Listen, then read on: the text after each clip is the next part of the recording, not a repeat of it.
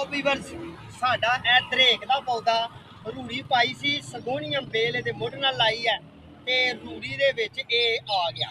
ਠੀਕ ਹੈ ਤਰਕੋਨਾ ਇਹਨੂੰ ਹੁਣ ਮਾਲੀ ਨੇ ਬਚਾਣਾ ਹੈ।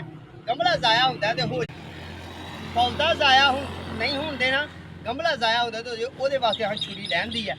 ਬਿਸਮਿल्लाह रहमान रहीम ਕੱਟ ਦੇਣਾ ਗਮਲੇ ਨੂੰ ਭਲਾ ਕਿਉਂ ਕਿ ਗਮਲਾ ਸਾਡਾ ਜਿਹੜਾ ਨਾ ਉਹ ਜ਼ਾਇਆ ਹੋ ਜੇ। ਕੋਈ ਗੱਲ ਨਹੀਂ ਭਾਂਡਾ ਖਰਾਬ ਹੁੰਦਾ ਤੇ ਹੋ ਜੇ ਖੀਰ ਨਾ ਖਰਾਬ ਹੋਏ ਅਖੀਰ ਨਾ ਇਹਦਾ ਖਰਾਬ ਹੋਏ। ਠੀਕ ਹੈ ਜੀ।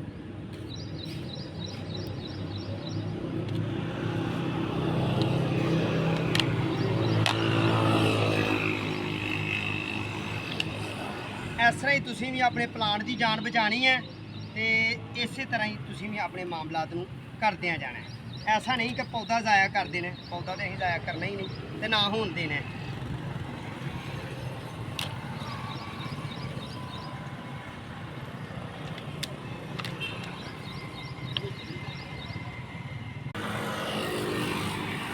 ਇਹ ਕਿਹੜਾ ਗਮਲੇ ਦੇ ਵਿੱਚ ਰੱਖਣਾ ਹੈ। ਇਸ ਵਾਸਤੇ ਆਰਜੀ ਲਾਉਣ ਲੱਗੇ ਹਾਂ ਕਿ ਜਦੋਂ ਕਿਤੇ ਸ਼ਿਫਟਿੰਗ ਦੀ ਜ਼ਰੂਰਤ ਪਏ ਪੌਦੇ ਦੀ ਤਾਂ ਅਸੀਂ ਫਿਰ ਪੌਦਾ ਆਪਣਾ ਇਹਦੇ ਵਿੱਚੋਂ ਜ਼ਮੀਨ 'ਚ ਸ਼ਿਫਟ ਕਰ ਲਈਏ। ਇਹ ਹੈ ਛਾਂ ਵਾਲਾ ਦਰੇਕ ਦਾ ਪੌਦਾ। ਠੀਕ ਹੈ ਜੀ। ਮੈਂ ਬਿਹਤਰੀਨ ਤਰੀਕੇ ਨਾਲ ਤੇ ਸੋਹਣੇ ਤਰੀਕੇ ਨਾਲ ਤੁਹਾਨੂੰ ਸਮਝਾਇਆ ਤੇ ਮੇਰੀ ਗੱਲ ਦੀ ਮੈਨੂੰ ਲੱਗਦਾ ਸਮਝ ਲੱਗ ਗਈ ਹੋਏਗੀ। ਸਾਡਾ ਮਕਸਦ ਹੈ ਪੌਦਿਆਂ ਦੀ ਜਾਨ ਬਚਾਉਣਾ, ਪੌਦੇ ਲਾਉਣਾ, ਪੰਜਾਬ ਤੇ ਪਾਕਿਸਤਾਨ ਨੂੰ ਹਰਿਆਂ ਭਰਿਆਂ ਕਰਨਾ। ਠੀਕ। ਅੱਲਾ ਤੁਹਾਨੂੰ ਸ਼ਾਦ ਰੱਖੇ ਤੇ ਆਬਾਦ ਰੱਖੇ। ਸਲਾਮ ਅਲੈਕੁਮ।